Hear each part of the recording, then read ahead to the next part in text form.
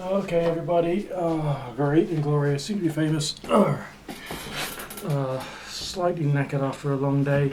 Nick Dutch, back again one more time for another delightful video for you today. We're going to be talking again about tarot because that is my matière préférée, that is of course my appalling pronunciation of the French, but never mind. Why am I doing this particular video? Just to illustrate something else that you need to be aware of when you're doing this, whether it's for yourself or for other people. Yes, I do actually do readings for myself, but that's because I'm aware that I might already know the answer to the question that I'm thinking of, but I can't necessarily access it consciously because there's so much emotionality going on in my life at the time.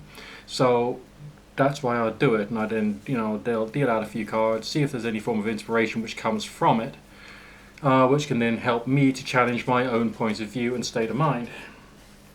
And in that respect, tarot is a good tool for that particular purpose. Okay, alongside all the other things you're doing with like mind and machine meditation, or stroke light meditation, or binaural beat meditations, and spiritual exercises, and so on and so forth. It just adds an extra dimension. It's not like the whole thing. I don't think that you should, as a person, be as obsessed with tarot as I am. I don't think that you should be afraid of tarot. I mean, I did a psychic fair once, again when I was like 19 or 20, and there was this girl who came up to my table and she just looked at me with fear and says, "These things scare me too much." They shouldn't. It's artwork. When is the last time you went to a gallery and were scared shitless because it was artwork? Okay?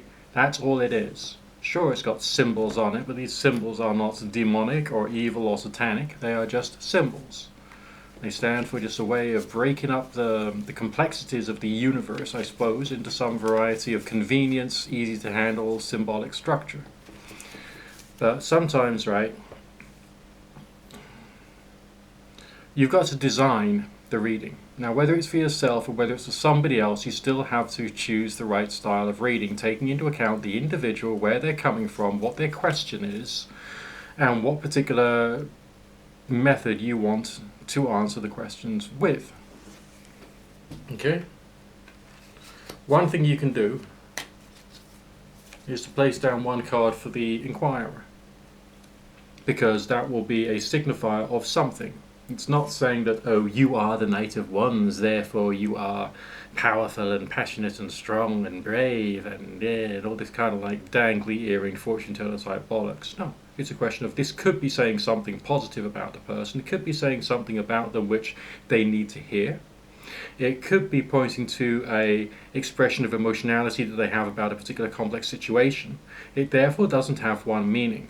So when you're a bit of a neophyte to tarot and you're spending all your time looking at the instruction manual and trying to work out what the card means and trying to work out what your reading says, you're doing it wrong. Flat out. Okay? And the reason you're doing it wrong is because art doesn't have one meaning, and you're dealing with the flexible, malleable, whole experience of a person. All the depths of their psychology, all their confusions, all their fears, pains, hopes and aspirations, all of their struggles to get through each day because of physical health or mental health, or just the situation with the work and their financial health maybe.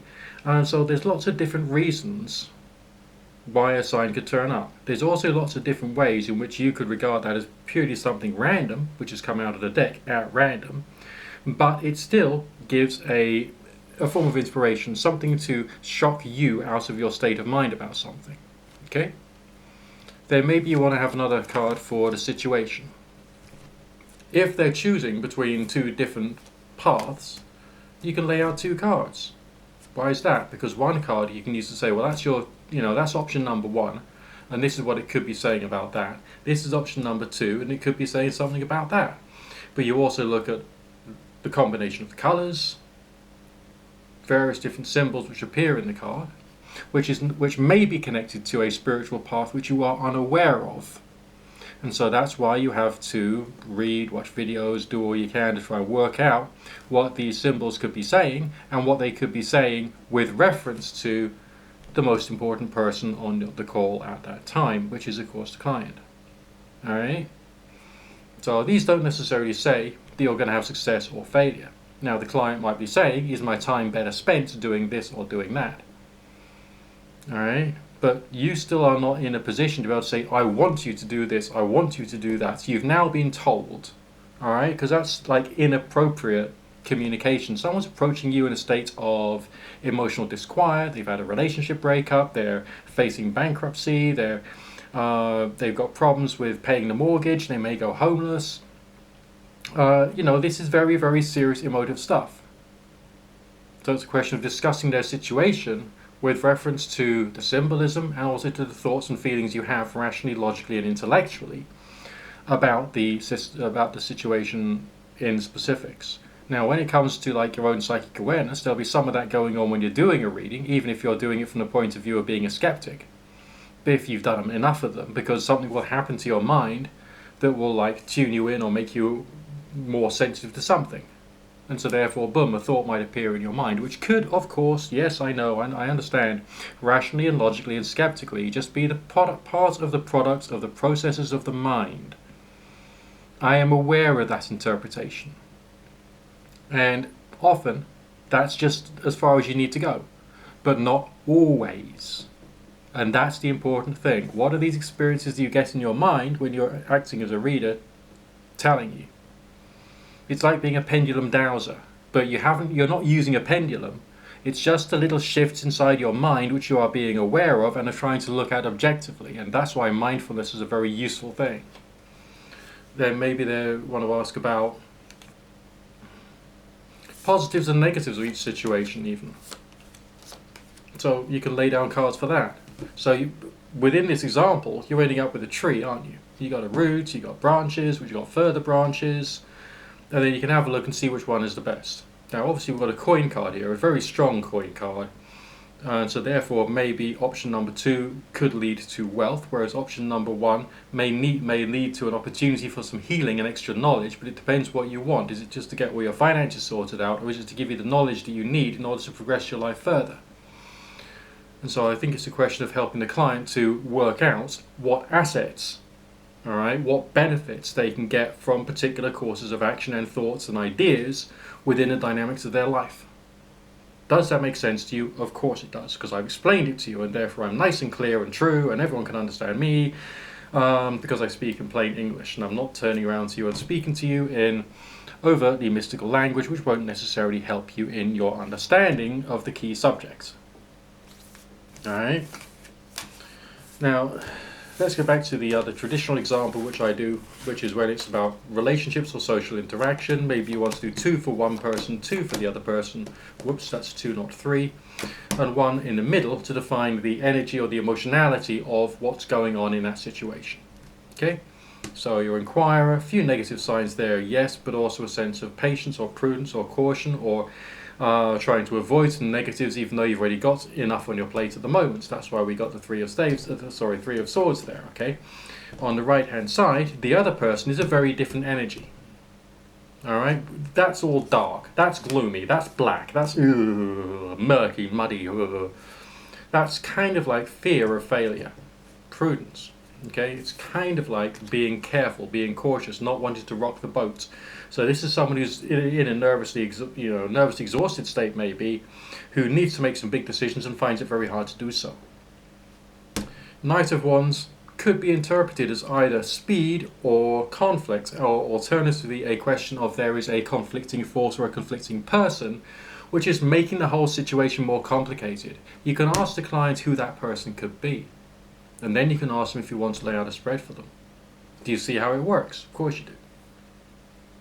And when dealing with the other person, who is the desired person by this person in the relationship reading, you can then point out the colours are different, the feeling is different, you are going to have some friction, you are going to have some conflict. That's perfectly okay.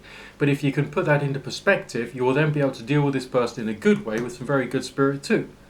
So it feels like it could work out, potentially, but at the here and now, everything is a bit dark and gloomy, and it's all a bit fighty, sort of arguey kind of thing. Let's just try and work out why you're arguing, and try and provide you with a better state of mind for the future.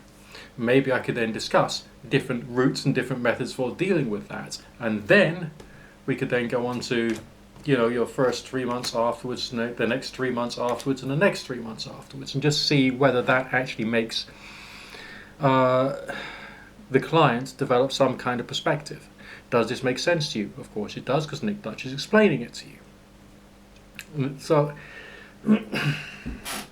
so the quantity of empathy you've got to have, the quantity of understanding you've got to have, and the quantity of practice you've got to put into this, as well as giving yourself a basic understanding of how all of these things fit life experience. Like the Wheel of Fortune. Pleasure, recreation, fun, frivolity, but also the possibility of losing something such as money when it comes to going through the process. Okay? Two of Staves. That can be partnership, but it's also slightly conditional. The card is reversed, so there's a slight kink or twist to the meaning there. And I suppose it's a question of, maybe in this particular context, it's all about talking, because this is to do with being aware there will be fun on the horizon, but you're also very different people, and you've got to start to reach a level of convergence to understanding. The first 3 months is about bringing the relationship back into control and clarity, so you can then build things up. And then there's a prophecy of partnership happening after that.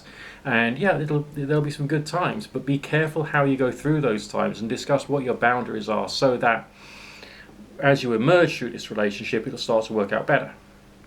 That would be a way of looking at this particular configuration. Does that make sense? Okay. Because all those people out there who are learning tarot, playing with tarot, regarding it as scary, don't. Alright, I'm giving you a decree right now. Don't be afraid of this. Don't be afraid of this either. This is my decree to you. You're not allowed to anymore. Because that's for superstitious, fearful, ignorant people who can't string an intelligent thought together. And if you're watching my channel, you're not one of those people. Never have been, never will be. You have an inquiring mind. You have the ability to string together intelligent thoughts. Okay? I don't know whether that's been useful to you. If it has, let me know in the comments section. If it has not, then let me know in the comments section. And whether I'll be talking to you about tarot, about runes, about the 40 servants, diddly diddly doo. Thank you, Tommy Kelly. Carry on watching. Don't forget to subscribe. Don't forget to click the bell. Don't forget to rate with a thumbs up, because that's really rather pleasant and positive. It makes me feel happy. And for all those of you there who appreciate the content I'm putting out, then there is, for those who can afford it, the super likes button is there. Okay? Use it if you wish, because that supports me and it gets me making sure that, I'm working for you. I'm working for you, therefore I'm going to put out more content for you. Does that make sense? Okay. Haven't yet sorted out Patreon yet, because life, I'm a regular guy, I'm living a regular life, I've got things to do, you know what I mean? But there is, I did promise that would happen. It's been a big delay. I've been very silly. I haven't yet worked out what my plans should be for that. But, stuff will come further on down the line, and I will fill you in with stuff with the passage of time too. Okay? So, good fortune, God bless, blessed be, and amen to all of you out there. And I hope that things are working out well. All right?